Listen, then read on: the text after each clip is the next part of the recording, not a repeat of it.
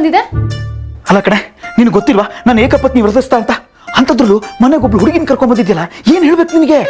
ಅಲ್ಲ, ನಾನು ಮನೆಯಿಂದ ಕೆಲ್ಸಕ್ಕೆ ಹೋಗ್ಬೇಕಾದ್ರೆ ಬೀದಿರಿ ಹೆಂಗಸರು ನನ್ನ ನೋಡ್ತಾರೆ ಅಂತ ತಲೆ ಕೆಳಗೆ ಹಾಕೊಂಡು ಹೋಗ್ತೀನಿ. ಹಂಗೆ ಕೆಲಸ ಮುಗಿಸ್ಕೊಂಡು ವಾಪಸ್ ಬರೋ ತನಕ ತಲೆ ಎತ್ತಲ್ಲ. ಆಮೇಲೆ ಬಂದು ತಲೆ ಎತ್ತಿದ್ರೆ ಅದು ನಿನ್ನ ಮುಂದೆ ಮಾತ್ರ. ಅಂಥದ್ರಲ್ಲಿ ನೀನೊಂದು ಹುಡುಗಿನ ಕರ್ಕೊಂಬಂದ್ರೆ ಹೆಂಗೆ ಇದು? ನಾನು ಹೆಂಗೆ ಮನೆ ತುಂಬ ತಲೆ ಎತ್ಕೊಂಡು ತಿರ್ಗಾಡ್ಲಿ?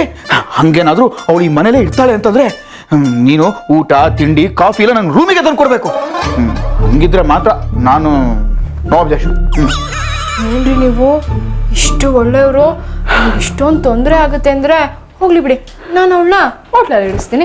ಲಡ್ಡುನೇ ಬಾಯಿಗೆ ಬಂದು ಬಿಡ್ಬೇಕಿದ್ರೆ ನಾನೇ ಬಾಯಿ ಮುಚ್ಕೋತಿದ್ದೀನಲ್ಲಪ್ಪ.